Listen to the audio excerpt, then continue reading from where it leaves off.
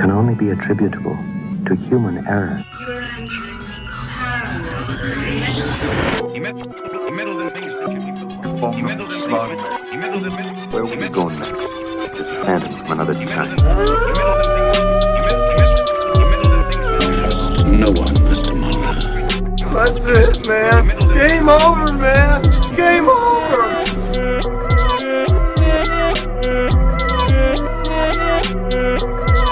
That is one big pile of shit.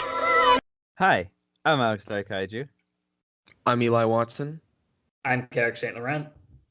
and you're listening to Cryptid. Campfire. Whoa. Tales. Yes. Today, hello Patreon listeners. Today we are joined by a guest on the show, Carrick St. Laurent of Crash Course Cryptozoology. He's actually been on the show before, like once or twice, depending on how you want to count it. He was on the Future of Champ episode, and I can't remember the name of the other episode that we did, but it's up, and we recorded it live in New Hampshire in front of an actual campfire, and I'm glad to have Carrick back on the show in a different role. You know, usually our guests are just purely interviews. Today, Carrick is actually going to be showing up, providing some research for today's topic.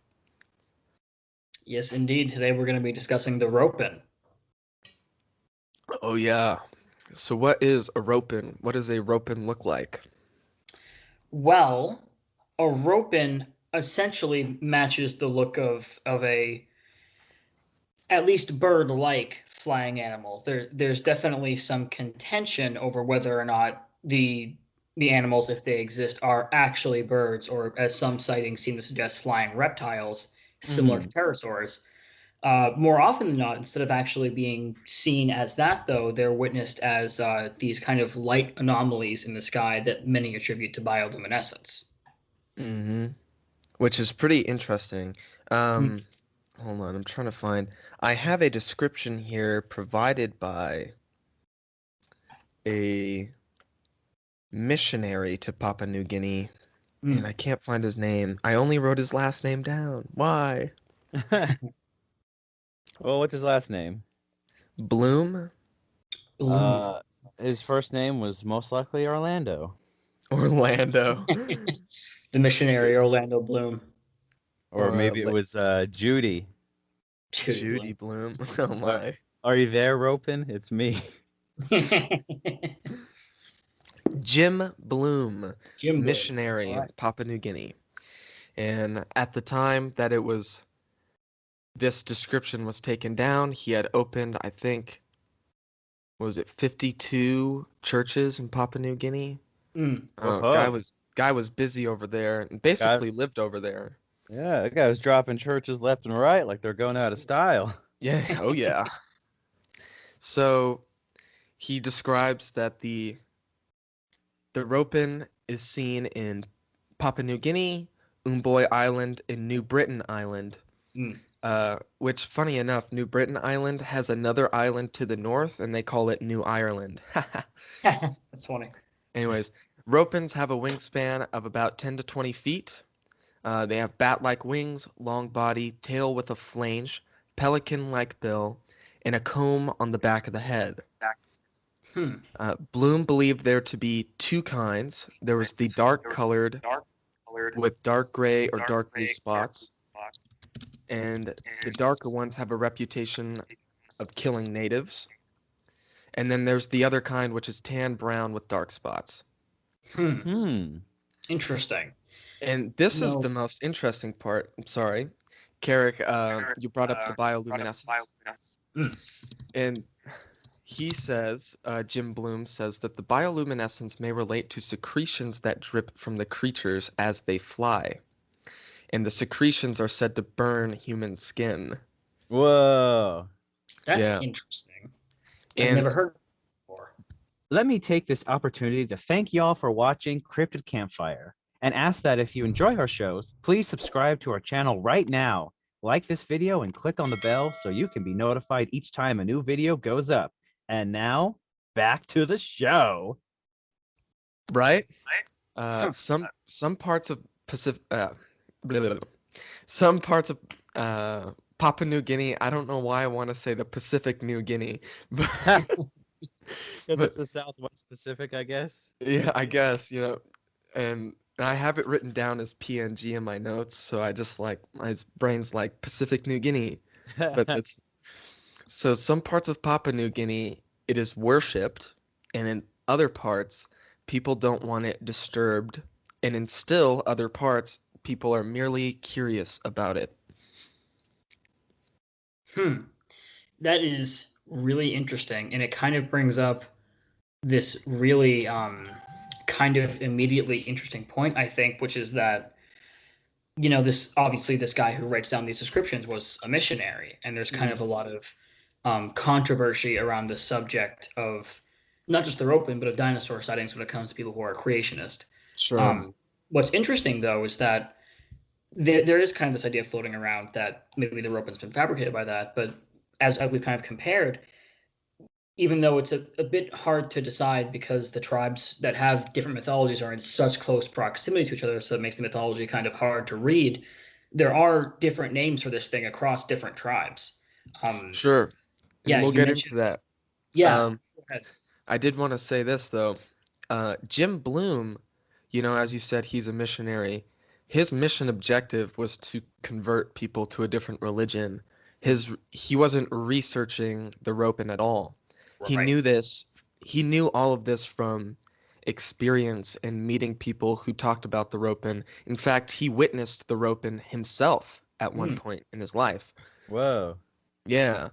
So like it was kind of a thing when the person who conducted his interview was Jonathan Whitcomb, as we'll be probably discussing a lot during this episode.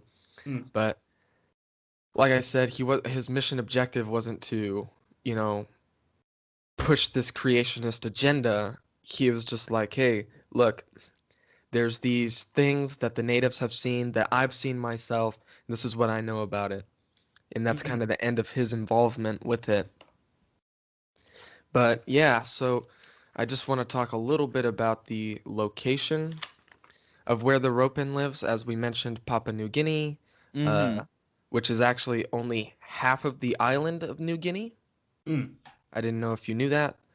So I think it's there's this whole island of New Guinea, and it's split in half. And the east side of that island is Papua New Guinea. On the west is Papua, which is I the see. easternmost province of Indonesia. Mm. So it's kind of split. I'm not sure the history about how it's split or whatnot. And then, of course, to the east of Papua New Guinea, you have Umboy Island, which is where a lot of investigations have happened. And then to the east of that, you have New Britain Island and New Ireland Islands as well. Right. Just to So, make things more confusing on the map.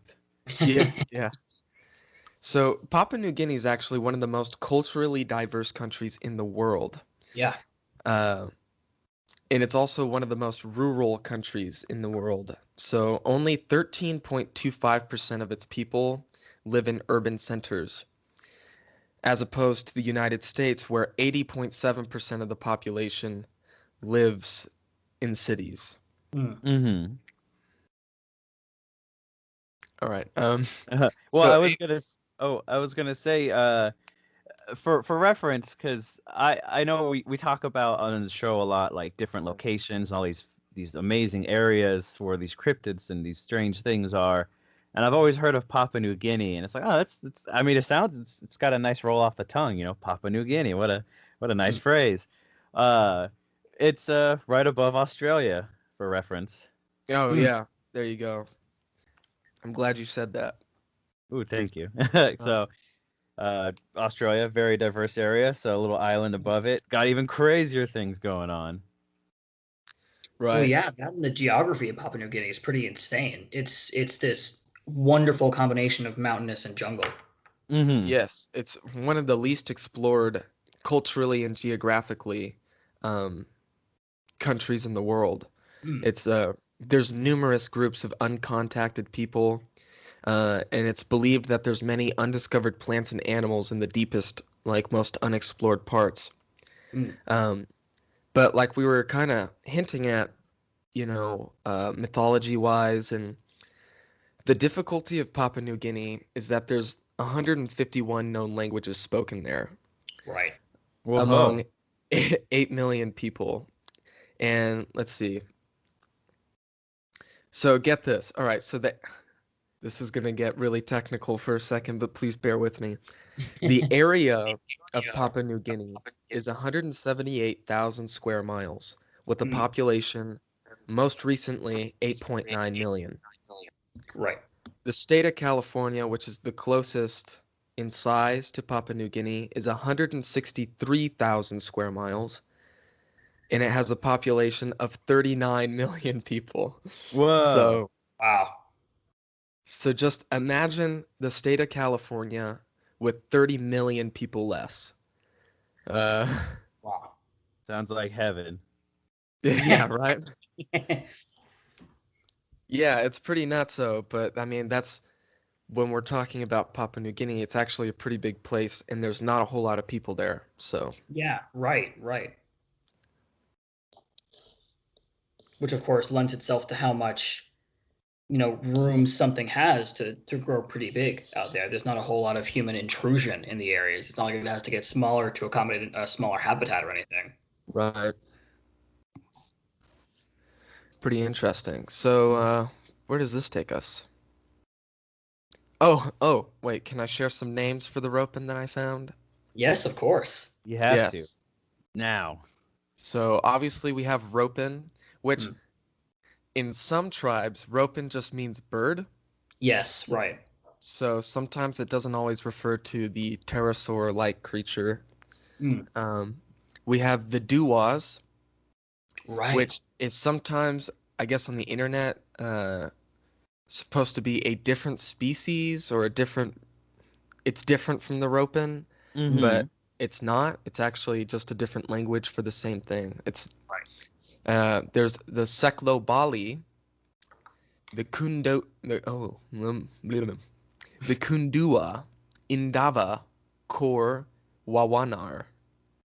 Those are all different, I should say. Right. Those are some of the ones I got, but I'm imagining there's probably 151 different ways to say Ropen. Most, and it's so interesting that you bring up the point that Robin can translate to bird. In so many of the eyewitness interviews that you see, people refer to it as the bird or the big bird. And of course, what's kind of interesting about that, along with, I was going to mention the missionary's description of this kind of pelican-like beak. The idea of this, let's say it's a pterosaur-like animal that has bird-like feathers and has a kind of robust pelican-like beak, is something that matches more of what we now understand pterosaurs look like, as opposed to what we thought they looked like, 3-5 decades ago. Sure. So Or that's even like interesting. the like what they have in Jurassic Park. The pterosaurs, you think of them as big leathery monsters, but they could have had feathers. They probably looked more like the pelican, especially because the way the jaw is and stuff, and the way it kind of. Yeah, you see it in larger ones, especially like Quetzalcoatlus, for one thing. Yeah. It has this very massive but wide beak that looks a lot like a pelican's because it has almost that pouch-like bulge near the tip. Very interesting. Yeah. And apparently they glow and have acidic secretions. Dude, yeah. I haven't used that yet, but bioluminescence is an interesting one. That's definitely a very interesting factor. Right. Which, okay, this got me thinking, right? The secretions, right? The secretion theory, that it drips from them as they fly over. And the fact that Jim Bloom said that it can burn human skin is like, to me, it's like somebody out there must have been in the wrong place at the wrong time, had this bioluminescent goop fall on him, and it like burned through his hand or something. And no one knows, and no one cares. Well, we never documented who it was, right? And it's like, you have all these people showing up, and they're like, how did you get that hole in his hand? How, and he describes, some goop fell and burned right through my hand, and it came from the rope. And they're like, well, pterodactyls don't exist. They're extinct. And he's Yeah, like, then you how do you you explain big this? dummy. Right. You know, I do have. That's interesting that you mentioned the secretion thing. There is one thing in the animal kingdom that reminds me greatly of that. Did you know that platypi glow under UV light? Yeah, did they just discover that? I don't know exactly how recent it is, but I assume it's a fairly recent discovery. I saw a Facebook post about it Yeah, recently. well, Yeah. it's attributed to the kind of oil that their skin secretes. Mm-hmm. Weird. And obviously, the Ropen hasn't been purported to glow, or even, these light phenomenon haven't glowed under UV light all the time necessarily. But, that's a pretty similar kind of phenomenon. And I wonder if there's something going on with that. Mm-hmm. Oh, that's pretty interesting. Yeah. Yeah, totally. Or going back to just real quick, because Eli, you mentioned, oh, like there's a guy out there who got burned by some mysterious goop from the sky, and nobody's really talking about it. Oh no. Well, Yeah. if with a rope, and if it's centralized to Papua New Guinea, that's just a way of life. Towards it's like, oh, you go for a walk, and there's a chance you could just get burned by stuff falling out of the sky. Because it's like, oh, it's been here for as long as we've been growing up in Papua New Guinea. It's just what, you guys don't have acid fall from the sky randomly too? That's kind of the most fascinating thing about hearing stories like this is whether or not they're even true. They're so deeply ingrained in native culture that the fact is that people are, at the very least, living with that kind of thing being a real fear. To them. Yeah, Yeah. The it concern that happens. a Ropen can burn you with its sweat, like that's a real concern out there, and that's such an interesting cultural factor. Yeah, it is. Wow. As we've been talking about, like Alex just said, it could be just the way of life, and as we'll see with a lot of the sightings, that seeing the Ropen is just kind of the way of life in Papua New Guinea. Um, Although it's rare, but it seems like everyone just kind of knows about it. Mm. It's In fact, I was reading a book last night and it brought up bears. How many people have seen bears in their real waking life? Probably not a whole lot. Mm. I don't know. I've seen a bear like once or twice. I don't know about you, Alex, but Mm-hmm. Well, I mean, I've seen them at like a zoo. yeah, outside of the But zoo and yeah, outside of TV, have you seen one out in the wild? And it's like not that I can say. Yeah. I have in Yosemite. I saw one. Um, and in Sequoia. So I've seen two, but like they were fleeting glimpses, and it's like it's something that we all know exists is a bear, and yet few people have encountered them in their wild habitat. Mm-hmm. So like I feel like it's almost the same thing with the Ropen is few people have seen the Ropen out there, but everyone who lives in Papua New Guinea knows that it's there. Mm. So this brings us to I guess the first Westerner who saw the Ropen, and she has my favorite name of all time, Evelyn Cheeseman. Evelyn Cheese. Yeah. Her middle Cheese. name was Mozzarella. Evelyn Mozzarella Cheeseman. So who wants to share this story? Well, I just have Go ahead. the cliff note. I was gonna say, if you want to take it away, Kara, because I just have like the date and her name and a little bit of who she was. If you want to expand Go upon ahead. Go ahead with that. it. Well, from what I could tell, she saw it, what, 1935 is what I got. Mm-hmm. And so to let everyone know, Evelyn Cheeseman, she's not just some random person who just was like, I'm gonna go on vacation and check out Papua New Guinea. She was a noted biologist and an entomologist, I believe, Right.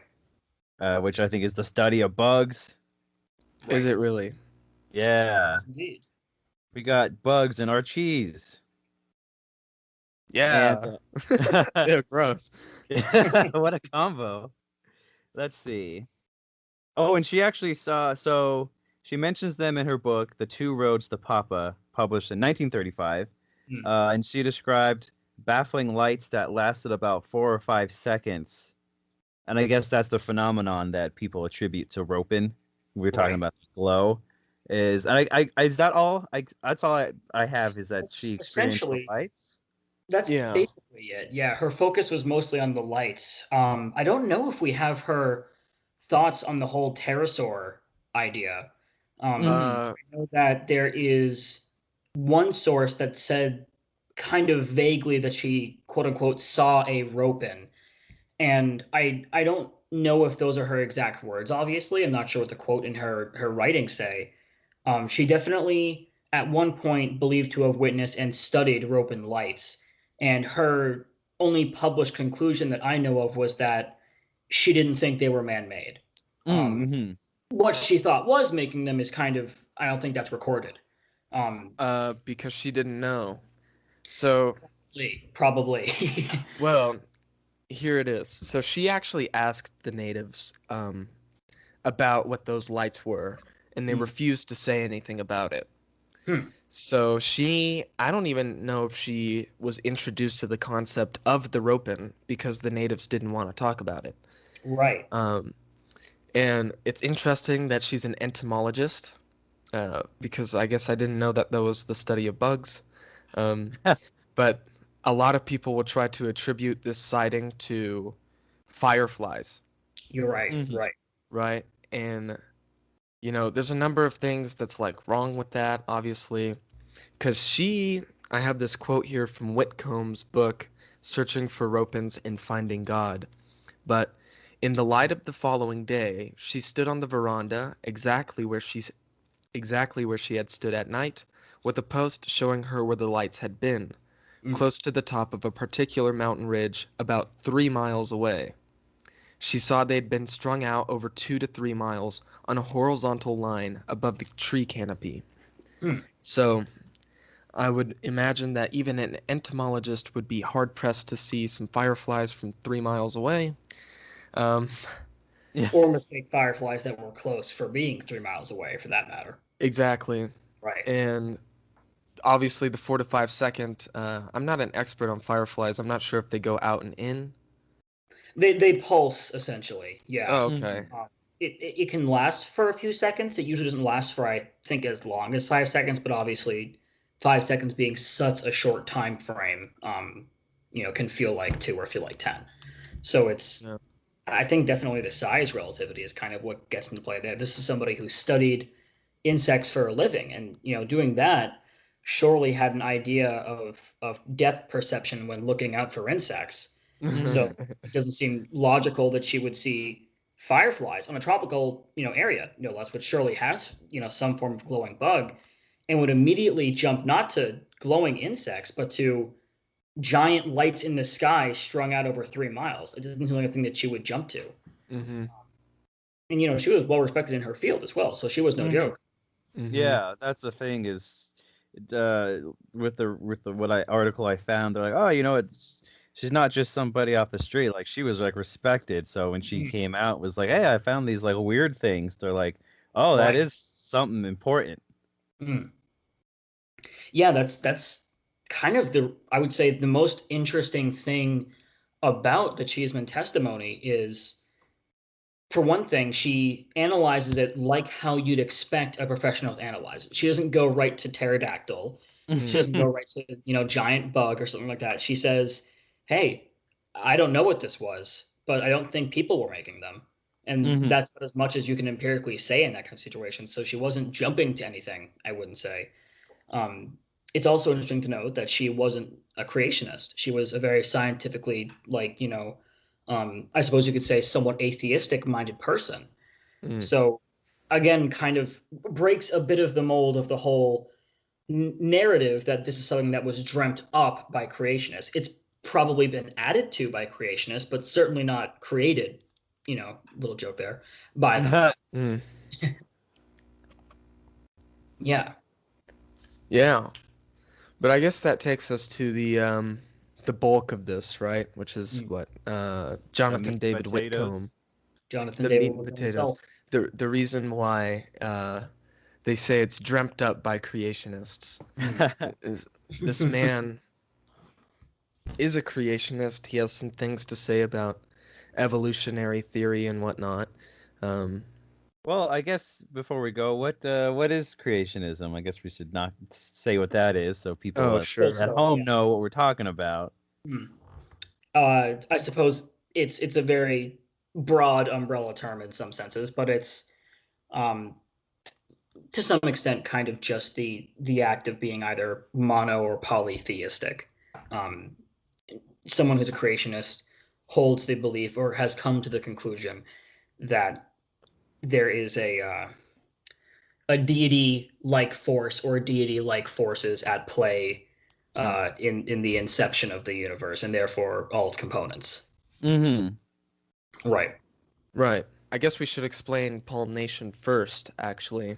Yes, because he's kind of, I would even say, probably as important as Whitcomb is to the history of the Ropen right now. Yeah, so if you want to go ahead on pollination, because I don't have too much on him.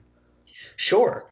I'm not exactly sure how much exists on pollination online. Maybe there's more digging required, but as far as I could find, he's a U.S. citizen. He's from Texas, I think, Hmm. and he was vacationing in Papua New Guinea, or maybe he was there for work. I'm not sure. And I think this was what like you said, late '90s, early 2000s, something like that. And he got on film these two white lights that were in the sky. Um, this kind of very standard rope-in sighting, so to speak.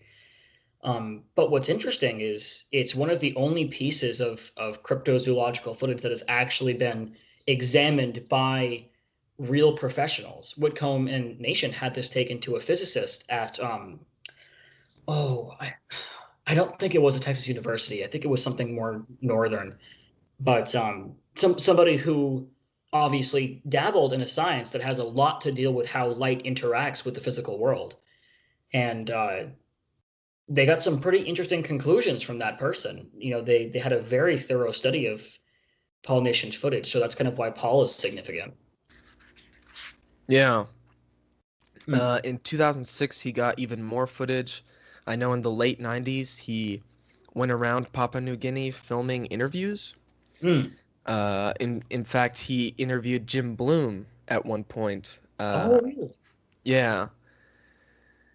Uh, and so Jim Bloom actually shared a couple of stories with Paul Nation about things that he had been told. So they're like secondhand reports. So Hmm. natives had told Jim Bloom about some of the things they had seen, and Jim Bloom ended up telling Paul Nation. And so in one story, uh, in fact, I think actually Paul Nation interviewed this man as well, and there's a picture of him in Whitcomb's book of Hmm. this man. And actually, I kind of like that. I kind of like seeing what the witness looks like. Hmm. I don't Mm-hmm. know. Yeah. It's kind of cool. So it was kind of cool hearing this story or reading this story and then being able to see a picture of what this guy looks like. And Hmm. so he said that there was a ropen glowing brightly and it approached a village after a burial. And this Hmm. was a long time ago before wood coffins were a thing in Papua New Guinea. And so they would wrap people up in like giant leaves and then place them in the ground. That's And so interesting. the rope-in, I mean, we're talking about, this guy was old in the early 1990s. So Hmm. it's probably like 1920 that this is happening, right? Right. Um, because oh yeah, he describes that he was a little boy at the time. So Mm. Hmm. Boy, I you have it. should have said that. So yeah, he was a kid, but he said that he saw the rope-in dig up the body and take it away. Hmm. Whoa. Yeah, so after they buried this person, um, the Ropen arrived in the village glowing and unburied the corpse and flew away with it. Um, Ooh wee, what a sight. yeah, he said that the fingers and the hair, which is interesting, were long and that it looked shiny or it looked skinny. Whoops, I can't read my own writing. Um, Paul Nation also interviewed a man named Darius who lived on Malay Island, who told him a story about a group of men who were on a fishing trip, had found a sleeping ropen and tied it up. But when Hmm. it awoke, it broke free and flew away. That's Hmm. And yes, and some natives tried to explain a little bit about what the ropen is to them, to Paul Nation, saying that there was a spiritual aspect to the ropen. and they said it's like a man in that it has a flesh and blood body, but it's also spiritual. It's still somewhat like a spirit. Um, so I would assume this is not assume, but like maybe you can liken this to like Native Americans and how they viewed coyotes, right? It's Yes, like absolutely. Any animal for that matter. Yeah. right. It's like coyotes are obviously very real and we know they exist, but at the same time they held a spiritual place as tricksters in a lot of Native American cultures. So Or you're doing a little callback to when we talked about fox spirits. exactly, yeah. Because in like Chinese and Japanese mythology, they're like, well, foxes are real, we know, but also they can grow extra tails and be like spiritual creatures as well. And fly around. What was Yeah. the Jasmine shared that story, right? Where they were just flying? I think so, right? Yeah, and then you said that that their tails spin like propellers and Oh, it's shit. just like- Yeah, just like Tails from Sonic. And then the fox spirits raise so many questions because they're like, well, once you live 1,000 years, you turn gold and you're sent into heaven in front of everyone. Oh dang! it's wild. Those fox spirits are wild, man. Let's see. Hold on. I have to share page 20. Page 20, you say? The legendary page 20. The page left out of most other Oh. reading. The Yes. page didn't want you to read. This is Yeah. another interesting one. That might offer some clues about the behavior of the ROPEN. So this is a group of hunters had cut open and hung up a game animal, and they encountered a ROPEN clinging to a tree trunk. Apparently it had followed the smell. They said the intruder was about 4 feet tall with hair on its back. Two of the men later demonstrated to the interviewers how the creature held itself in an upright posture, like a boy climbing a coconut tree, as it turned its head to look down at them.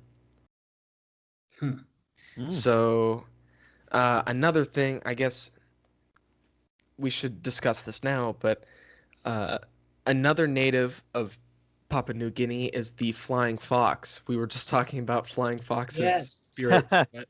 But, the flying fox is the fruit bat, which I believe is the largest bat in the world, Yeah, with a it's wingspan up to 5 particularly in the feet. Philippines, they're growing rather large. Yeah. Yeah.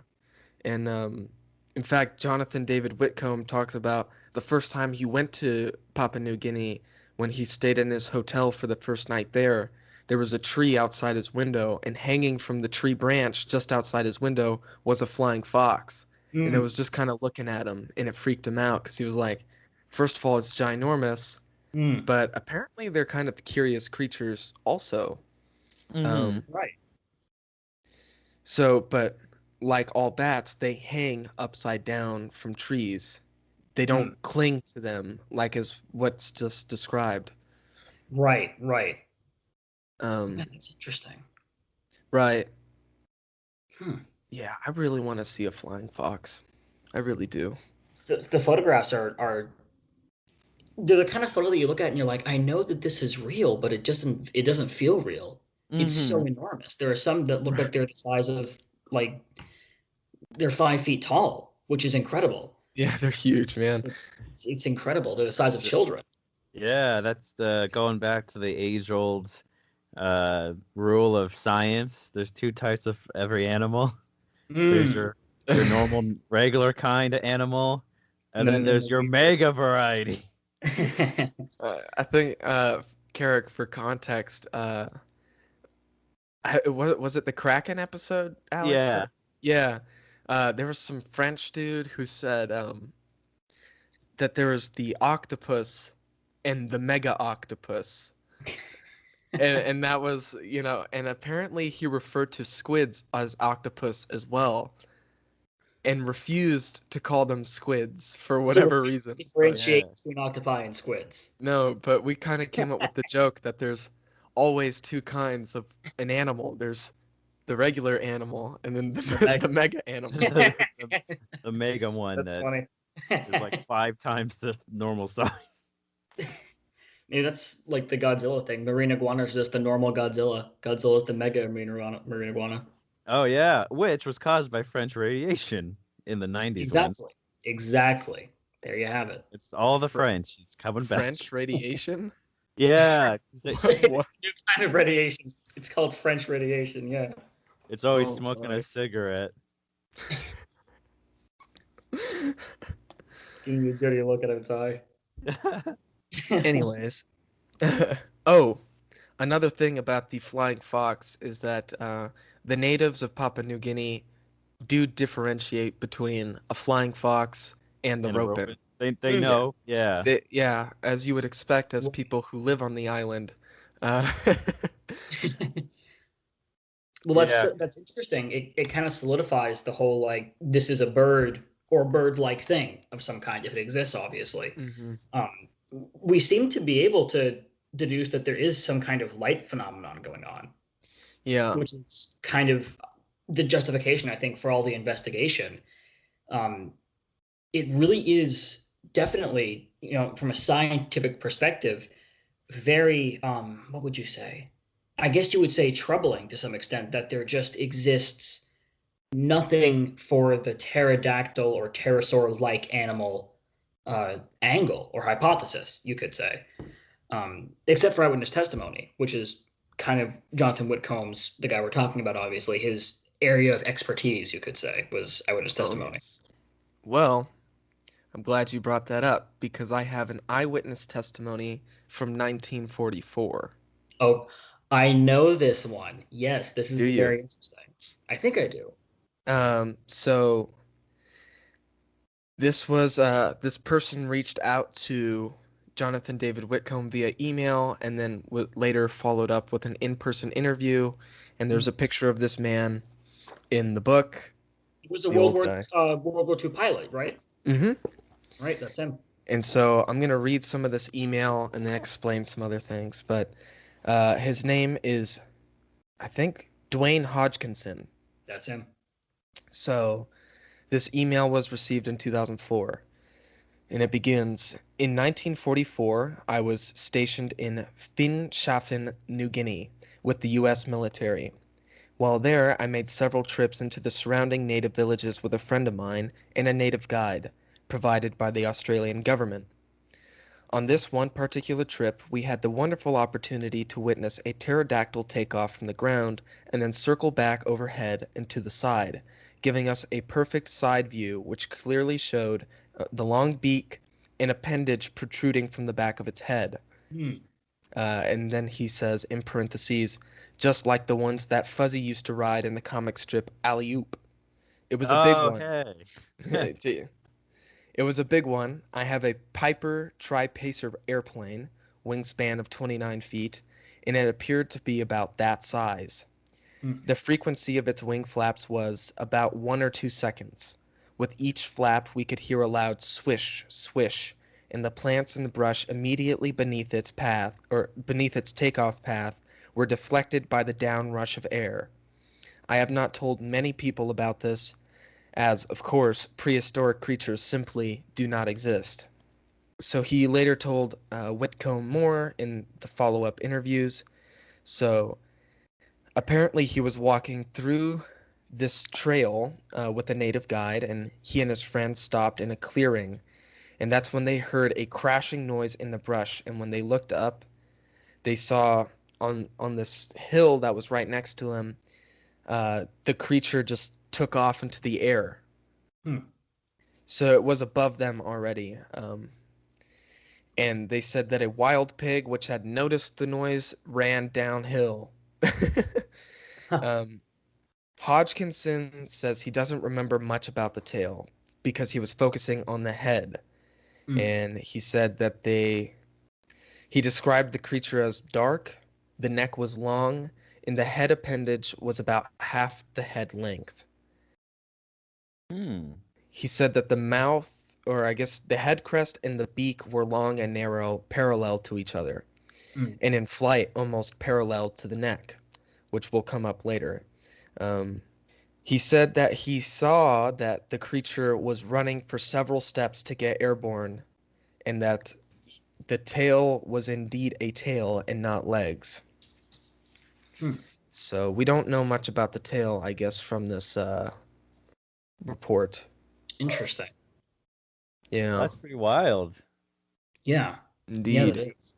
In World War II pilot, so someone who's obviously spent time identifying flying objects around him. Oh, here we go. Mhm. I have a few more details. I'm sorry.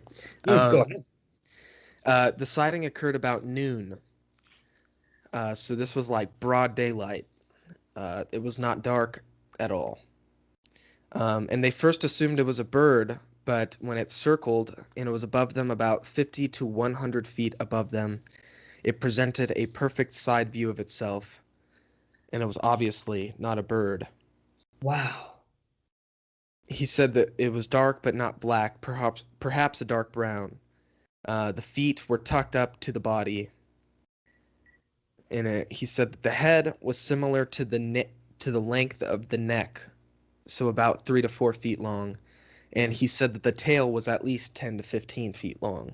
Whoa. That's a very common description, that kind of weird longish tail, which is Mhm. definitely also a bit of a strange feature to describe because it doesn't seem like that would be very aerodynamic having that heavy tail. Maybe it's not heavy. Maybe it's not heavy. Well, You that's know- what because they say what the Ropen has a long tail with like kind of a like looks Like like a a club. shovel or a club at the end of Yeah, it. usually, right. That's which maybe what it uses to like dig up the graves and steal the bodies. Yeah, or it flies down over the villages and uses its tail to smash the buildings. Yeah, Maybe, that's what. maybe these things do use them to fight. Who knows? Yeah, it Uh, whips the tail and shoots the secretion everywhere. Maybe that's where it comes from. Could be. That's so interesting that he says that they thought it was a bird. Mhm. It almost is beginning to seem like, just statistically, from how many stories that we've been reading in preparation for this, obviously, that there's obviously a problem with dinosaur sightings in which often dinosaurs are described as very outdated ideas of what dinosaurs looked like. Mhm. But with the Ropen, I've yet to hear one story that said it was definitely featherless. Every story either calls it a bird or said that it looked like a bird. Mhm. That's the most interesting thing, is that everyone seems to describe this as, at least relatively, a scientifically accurate pterosaur type animal. Mhm. They always mention like hair or like feathers or Yeah, something something on it. covering it, not just this leathery, scaly body or anything, which is Mhm. like a World War II pilot. You'd expect his typical image of a pterodactyl to be that Flintstone-like, outdated, leathery, scaly design. Mhm. Here he is saying, no, I thought it was a bird at first. And if you saw Yeah. a bird that was featherless and had leathery skin, you wouldn't think bird when you first saw Yeah. it. Right. Yeah. Especially like if you have ever, I mean, you see like, you look at a turkey after it's, had its feathers off. Like they're definitely noticeable, weird looking when there's no Right. feathers on a bird. Right, exactly. No, Hmm. that's very interesting. Hmm. Well, I think we're really selling the timeshare idea in Papua New Guinea. It's a great place to go and visit. Wonderful Wanna get location, burned great by a giant people. pterodactyl? Yeah, Go to pterodactyl shooting acid in the sky. digging up graves all the time. Yeah. Well, see, that kind of brings us into, talking about this kind of compelling case for like, well, the Ropen's kind of a standout with saurian or, prehistoric reptile sightings because of the fact that it's actually described, let's say apart from the tail, which is a kind of aerodynamics issue, as a pretty accurate model of a pterosaur. The question, of course, then might be, well, if this is kind of a standout, why is there no standout evidence? And I think that kind of bringing together, Paul Nation's research and John Whitcomb's research and finishing the point about when they got Paul Nation's video analyzed. The paper is obviously a bit lengthy. You and I have both read it, I think, Eli, or at least read the important diagrams that were in it. Sure. And there was the study of like how the light seems to radiate from the center, what pattern is radiating, which of the sectors of the light seem to radiate outwards more than the other ones, what levels of light are being given off. And what was fascinating was this physicist who had, no prior knowledge of the Ropen or of saurian sightings or anything like that, essentially said, these are not things that are small and close to the camera. These are large objects of some sort. They're not attached to anything. They're the light source is at least circular in nature, which could be a number of things if we're looking at a bioluminescent kind of animal. And they're suspended, relatively speaking, in midair, and they're not caused by a device of any kind. It doesn't seem, because again, there's nothing that seems to connect the lights and their source to the ground. So they're suspended in the air, and they're radiating genuine light. It's not an edited video of any kind. So what is it that we're looking at then? That's kind of the question of the ROPEN, I suppose. One thing that you and I talked about, Eli, was, let's hypothetically assume that we're looking at a pterosaur or pterosaur-like animal. Pterosaurs were kind of, I guess, in a funny way, you could say, nature's first take on a bird. And we know that one thing that a lot of, especially tropical birds, develop is really interesting and just absolutely out of this world patterns on their feathers, things they can do with their feathers, displays they can put on. I suppose if gun to my head, if I had to assume that the ROPEN was something that was an airborne animal, and I had to take a guess as to what the lights could be, and of course that's a very particular context to put that in, because they really could be anything at this point. Perhaps we're seeing some kind of intimidation or mating display. It's interesting that the one report that describes seeing the ROPEN glowing in person attached to the animal was during that grave digging report. If you're looking to get some food and there's a bunch of little animals around your food, you're going to want to look pretty big and mean if you want to get that food. And maybe the light is this animal, if it exists, way of saying, hey, back off, this is mine. Yeah, Could definitely. be. Or maybe when they get hungry, like that engine light turns on, when you're out of gas, it's just like, Light. uh-oh, the pterodactyl's hungry, it's glowing. Everybody run. Yeah, very interesting. Yeah. I guess this brings us to probably the biggest sighting of the ROPEN, 1994. It was the story of 7 boys. They went up this mountain. And when I say boys, I mean like teenagers. So they're like 7 teenage dudes. They went up this mountain to visit this lake called Lake Pung. And they were there for a few minutes, and then they described that there was a ROPEN that was flying over the lake, and it scared them so much that they ran back down the mountain. And I think, if I remember correctly, Paul Nation first interviewed the person who talked the most. So it was the reason we know about this is because Gideon, which is one of the boys, was pretty vocal about it and willing to share his story, more so than the other boys who were there. And so I think Paul Nation interviewed Gideon in the mid 1990s, and Jonathan Whitcomb followed up with a different interview about, I think, exactly 10 years later in 2004, when he was there on Umboy Island. Which is funny because while they were on that island, members of Jonathan Whitcomb's crew witnessed flying lights that were pulsating 4 to 6 seconds in length. That's interesting. Yeah, it sounds a lot like Cheeseman's story. Yeah, it does. Right? But they said it was like a shapeless kind of, they couldn't really make out a shape of it. It was at night. So again, we don't really know. But let's see.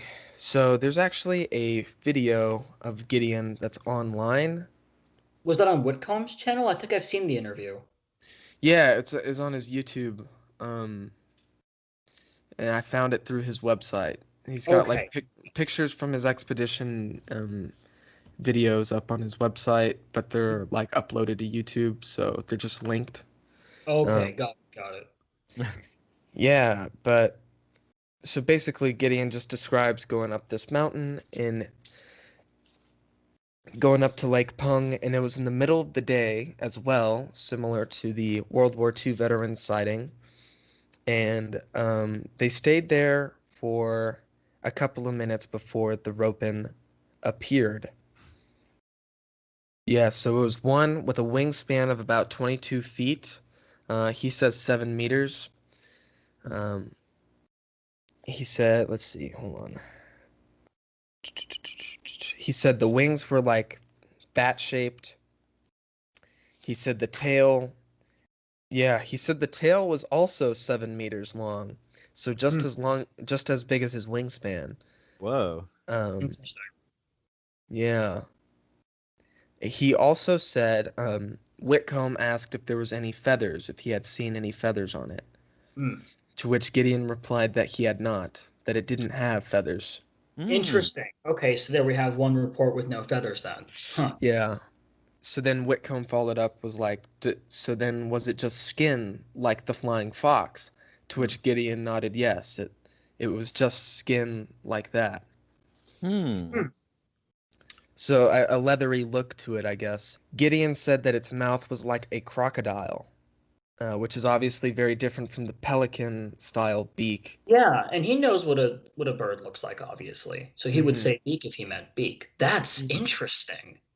Yeah, it's interesting because he also didn't notice the back head appendage that's sometimes like no reported. crest. But Right. as mentioned before, if we're going off of what Dwayne Hodgkinson said, that it's parallel to the neck while flying, depending on the angle, you might not even be able to see Right, that the would be a good separation.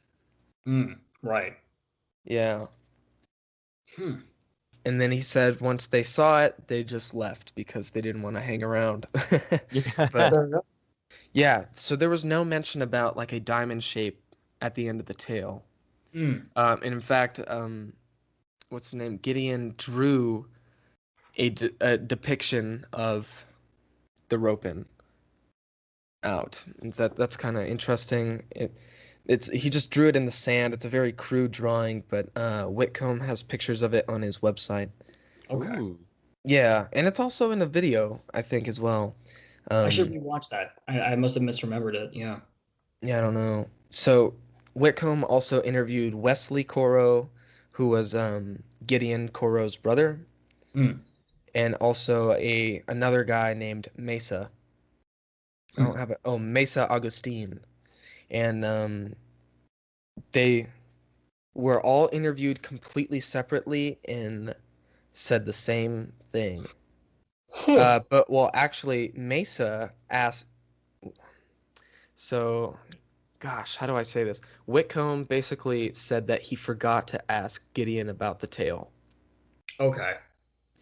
But he asked Mesa Augustine, who was one of the 7 boys there, about the tail, and Mesa said that the tail had a diamond at the end of it. Interesting. Like a diamond shape, obviously not a real diamond, but yeah, but basically everything else was, in line with the story. So there's no details that were off. In fact, at one point, Whitcomb asked Mesa, he said, "You call this a ropen?" And he said, "Yes." And he said, "And the ropen's much bigger than a byung," which is flying fox in that language. And Mesa responded and said that it was too big to be a flying fox. So, I don't know, pretty interesting to me. It is. And that kind of ignites 2 points, one of which being that even though we have a good deal of ropen stories that suggest feathers or say feathers, it still falls to that same thing to be wary of with story and sightings, which is that, well, we need to remember what our contemporary understanding of a saurian looked like. And maybe that opens the door for things like not pterosaur, but pterosaur-like animal, if they do exist, or pterosaur-like bird, et cetera, et cetera.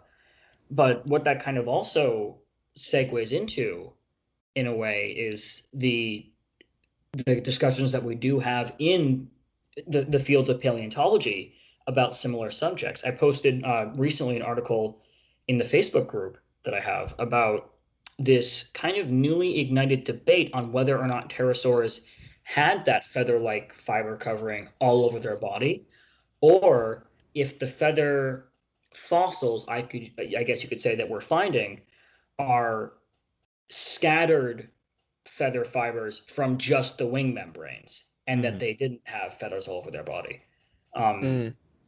Obviously, that's kind of the alternative hypothesis to our current paradigm, so it's not necessarily to be taken at face value.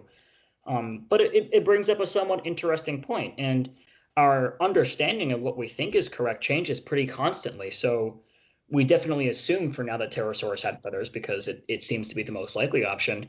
But maybe tomorrow we find a fossil with no feathers, and we'll have to start considering things. So definitely the subject of pterosaurs specifically is like, well, we have to leave the door a tiny bit ajar just because we do have some questions that aren't exactly fully answered yet. Right. I have one more reported sighting that Whitcomb received. So after he finished interviewing 3 of the 7 boys, or now grown men, that were there that day at Lake Pung, I think that was the last day of his investigation, so he was leaving and waiting for a vehicle to arrive. And they were approached by a man named Jonah Jim. Jonah Jim.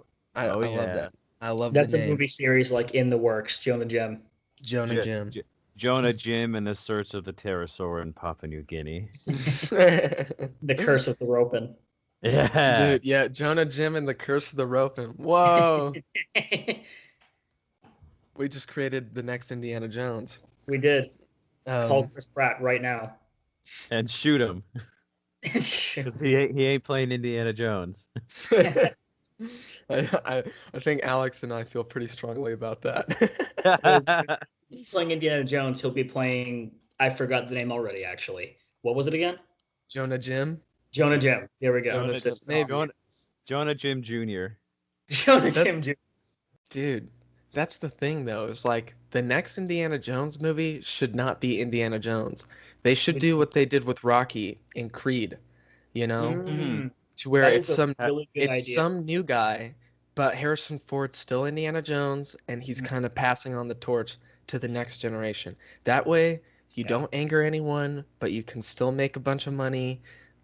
See, why don't they just hire me? Anyways, call him Montana Slick. Montana Slick? Oh my. So Jonah Jim says that during an outdoor family gathering one night, that he saw the ROPEN not as a vague, distant light, but as a creature and close. He said that he saw a long tail in addition to the glow. Why is there's no details here? Oh my. They got edited out for time. Whitcomb is not helping his case here. He said that he did not take any notes, for his description resembled Gideon's.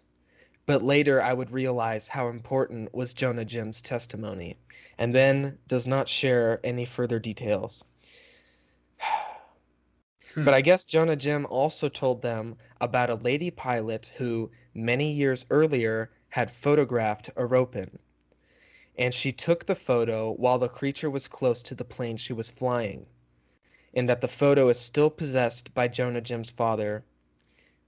But they, like I said, it was the last day of their investigation, so they didn't have time or the money to go to Jonah Jim's village, which was a different village than Gideon lived in. So, but I guess nobody's been back to go search out that photograph. That is a shame. Maybe, well, I should say, hopefully, we gotta find Jonah Jim. We gotta find Jonah Jim. Montana Slick in the search for Jonah Jim. Yeah. Yeah, but like I said, Jonathan Whitcomb has some adventures getting out of the Papua New Guinea area. It's kind of a funny story. Basically, he tries to get a boat back to Papua New Guinea because he's on Umboy Island, Mm. and he doesn't want to pay for the rates, so he gets some kind of shady guy, pays him like way less money, and then their boat breaks down, and another boat approaches from the distance, and it turns out it was the guy who uh, was who they approached for the first time, and they didn't want to pay his rates. He fortunately saved them and didn't leave them out in like the middle of the ocean, but You should have paid my rates as he drives by waving at the sinking boat. oh, he charged him extra. Yeah. He did. I was like, dang, dude. Oh, that's funny. That reminds me so much of we were talking about the Destination Truth episode, and there's this guide who they hired in their expedition named Max, who I don't know exactly what his problem was, but he was trying to lead them to where the Ropens supposedly lived in caves, Mm. and went way off the map. And when they asked him what was wrong, he was like, "The trees are smaller than they used to be here," which was a really interesting scene, obviously. The It's trees are smaller?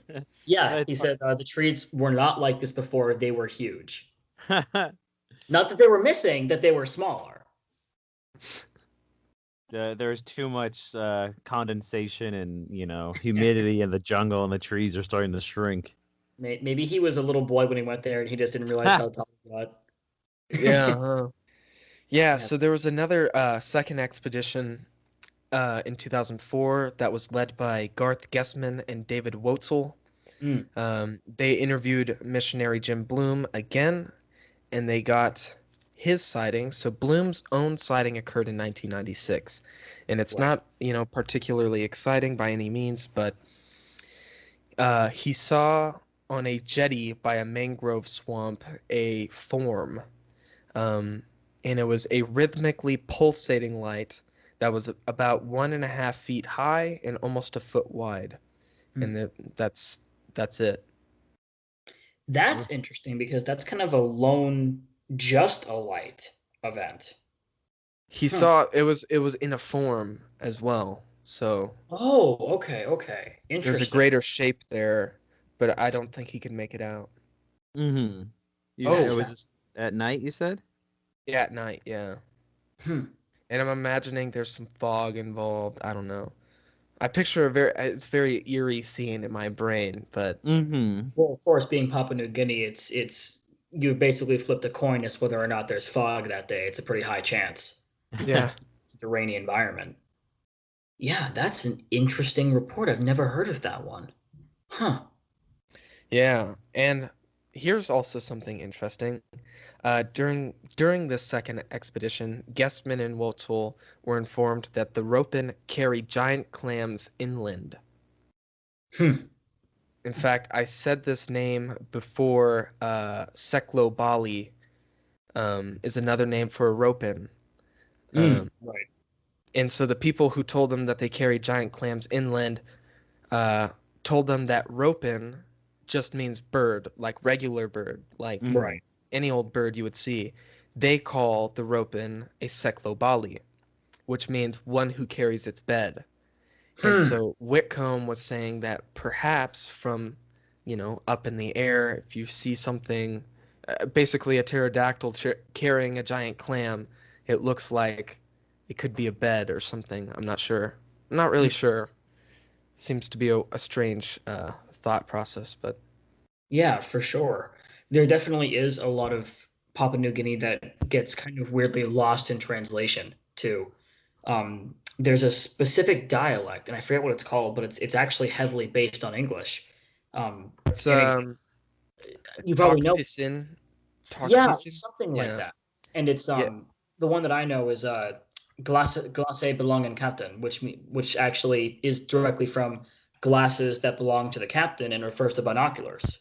Oh, really? So that's an interesting little phrase. So definitely there's this system of completely non-English and English derivative that try to refer to the same things. So maybe the words for clam and bed just happen to sound similar. Mm-hmm. Could be. Mm. These same people said that they saw, or the same village said that the tail never bends except near where it connects to the body, Mm. which is interesting because Whitcomb was saying that according to, the mainstream scientists, that we have discovered that at least a certain type of pterosaur could not bend its tail except Hmm. for near its body.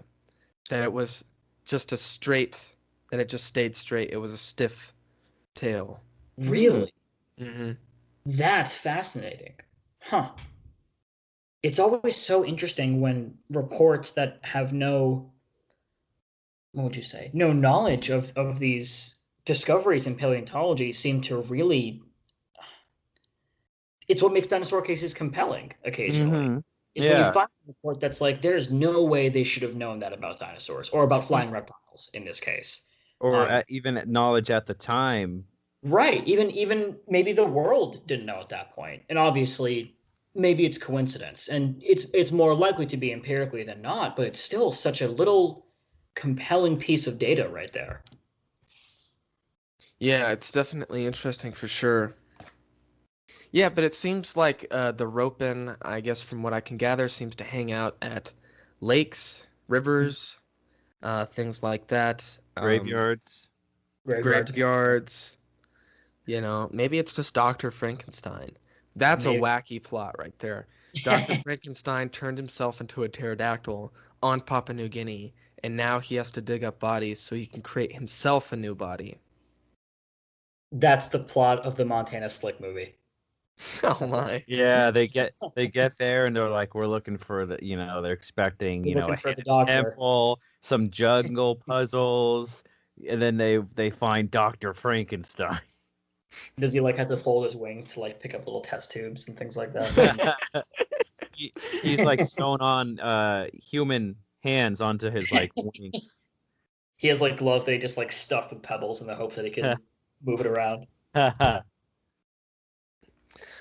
mentioned towards the beginning of the episode the island of New Britain. Mm. There are reports from the island of New Britain, and there are also reports from Australia. Really? Yeah, like I said, I wasn't gonna get anything from outside of Papua New Guinea. I guess I made an exception for New Britain, which I will share in a minute, but I'm not gonna share any from Australia because I didn't write any down. So Next sorry, time. folks. Ropen Part 2, here we come. In 1989, a witness by the name of Mr. M, which I am assuming is a pseudonym, and two American companions were visiting a medical mission on the island of New Britain. So they witnessed three creatures flying in direct sunlight, flying to the ocean, and they flew a half a mile in about a minute or two, and they were all single file, about a few hundred feet between each of them, and they flew about 300 feet above the eyewitnesses. And these are considerably smaller than the Ropen. They said that it was about 10 to 12 inches from bill to crest. And they also said that it had no feathers, and instead that their skin was leathery, oily, and had a dull shine to it. The wingspan was about 4 to 5 feet. Or, no.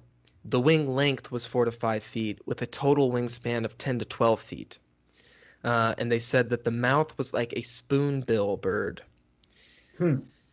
While the other two, one person, Mr. M, said it was like a spoonbill bird, and the other two described it as a crow beak. Okay, right. Interesting. Yeah, and then I think in 2006, Paul Nation returned to Papua New Guinea and got more footage of flying lights, which they had studied by, I think, like a missile defense analyst or something like that, if I can find it. Yeah, a missile defense physicist, Clifford Pava, who analyzed Paul Nation's footage, his next footage, and I guess basically it was like that it's legit. Mm-hmm. That these lights, there were several lights in the video, and that he concluded that the two lights are separate objects, and that they're not connected to the same thing. They're two different things. That's interesting. Yeah. Well, that's Yeah, two pieces I of mean, footage that analyze that. yeah, it's definitely. I'm not sure if this is the same. It might be different. Yeah, I think we may be talking about the same piece of footage, but I can't quite tell. It looks like they're I'll, I'll take there's a similar photos, or orientation of the lights, it looks like. Yeah. it does look the same. It could be the exact same footage we already talked about. It might be, Um, yeah, because it was a professional who examined that footage and basically said the same thing. They're not connected, they're their own independent objects, and they're not connected to the ground. yes. Whoa. Which, that's definitely that doesn't then say therefore they're pterosaurs, obviously. But I think it does, to some extent, highly scientifically suggest, hey, we have something weird going on here. And maybe this has nothing to do with the ROPEN story. Maybe this is a totally different thing that people have accidentally correlated to the ROPEN stories. But it's certainly interesting that on an island where we have reports of these large, unidentified flying animals, we have what appear now to be these very seemingly legitimate cases of large, unidentified flying lights. Mm-hmm. Mm, That you've had some video analyzed by experts. I'm like, well, it's not like a trickery, or it's not this or that. It's real lights. They're we don't know what it is, but it's not like bad CGI or something. Right. It kind of circles all the way back to Evelyn Cheeseman. I don't know what they are. They're not fake. Whatever. Mm-hmm. yeah. So it's something weird's going on. It's very interesting. But yeah, geez, that was what, 2006? I haven't really heard anything about the Ropin since. No, that's a really great segue into like a sort of future of the subject sort of thing. There is one researcher who's living on New Guinea right now, Papua New Guinea, sorry, who's essentially, as far as I can see, doing research kind of 24/7 with these expeditions. I've mentioned him to you. His name is Rex Yapi, and Oh, he is very. It's so funny. I was checking these notifications that I was getting as we were doing this podcast, and he was posting things about his expedition for the Ropin, which it seems like he does one every 2 weeks or so because he lives there and he can kind of get out there. Um, he's encountering problems with getting into certain areas right now because apparently there's a bit of government restriction going on. oh. But yeah, I think he's kind of right now the last person on this. Wow. And you said he posts regularly? On Facebook, yeah. Rex Yapi, something like that. YAPI. Oh, interesting. Yeah. Yeah, I think he's native. I'm not sure though. But Dude, yeah, we're gonna have to find this man. yeah, he seems like he's kind of the last guy on the Ropin right now because Whitcomb, I think he's getting up there in age, isn't he? Whitcomb is getting up there in age. From the pictures in the book, homie was getting up there in age when he went there in 2004. So, Right. So he's probably going to drop off that radar soon enough because it's just not realistic for him much anymore, potentially. So we have Whitcomb and we have Rex Yappy, I think, are kind of the two big names. Paul Nation, I'm not sure how old Paul Nation is. I'm not sure. I don't even know how to find Paul Nation, to be There's honest. not much info about him because even though he's done interviews, I think he's mostly kind of like the semi-anonymous eyewitness. Um, the only real evidence that we have so far for the fact that he even exists is his interviews and the footage that he put forward. Right. Oh, and I should say, some of the video footage that he and Jonathan Whitcomb kind of combined forces using all this video footage to put together a documentary called Searching for Ropin. Right. And they were hoping that it would do well enough in sales to fund an expedition, Mm. but it bombed pretty Ooh. bad. And so I can't find this documentary anywhere.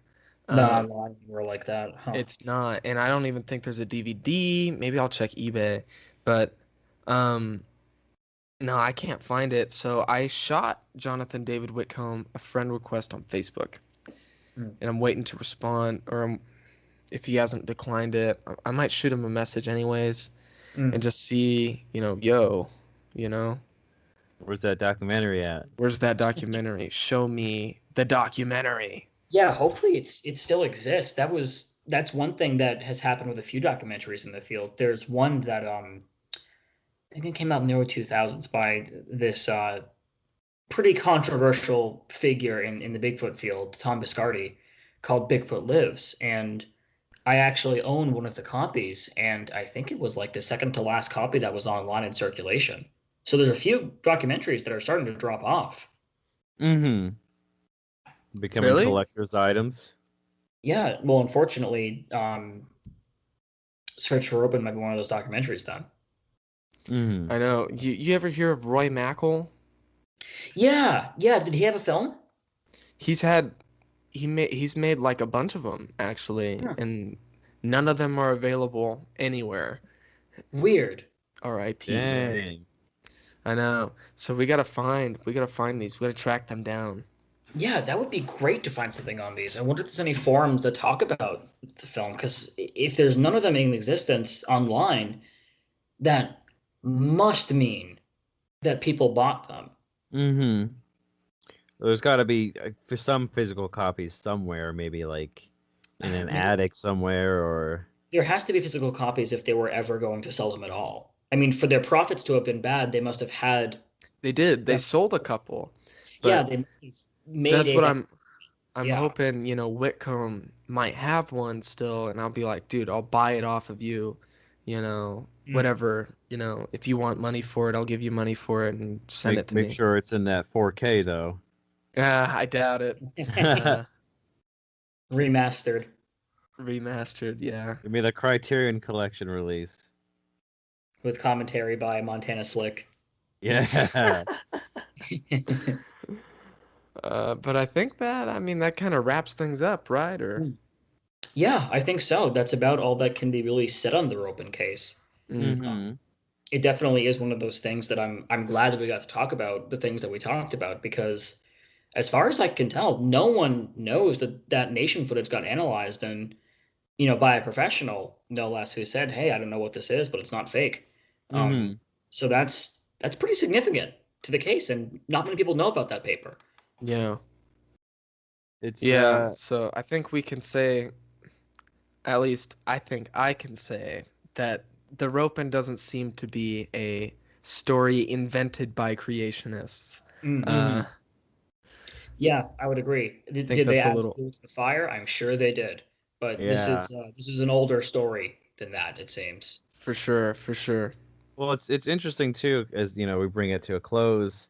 Whenever we look into like cryptids or any kind of phenomenon, you get there's been research or some info done. And you're like, oh, okay, well, it could have been this or this kind of demystifies it. Whereas going through this, it just raises more and more questions each time. Mm. Dude, it does.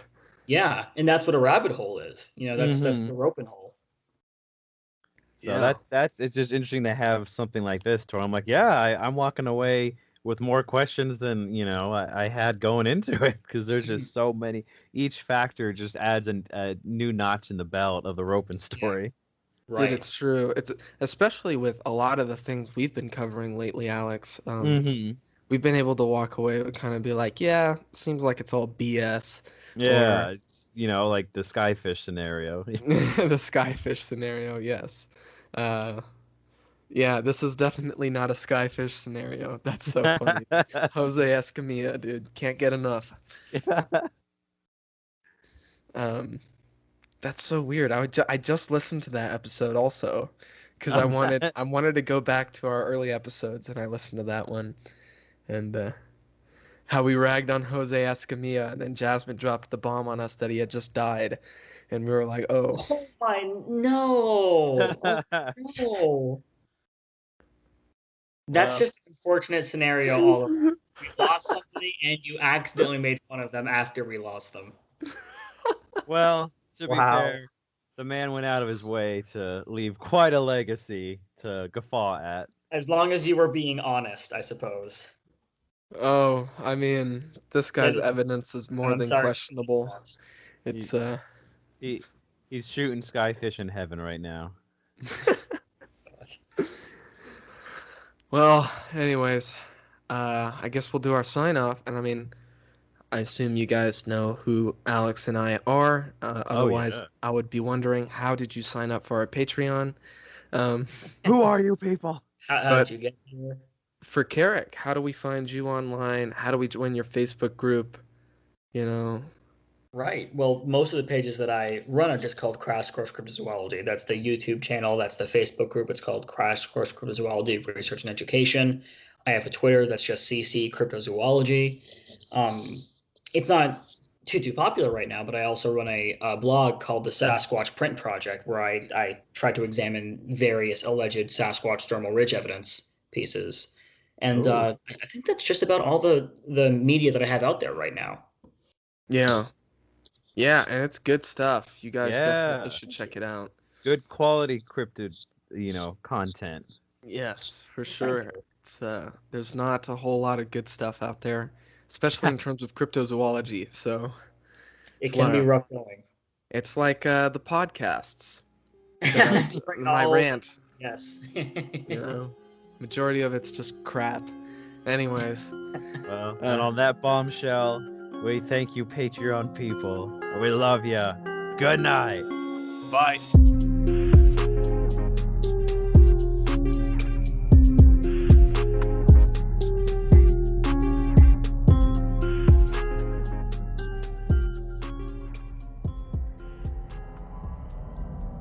This podcast is a part of Straight Up Strange Productions. Discover more shows like this one at straightupstrange.com.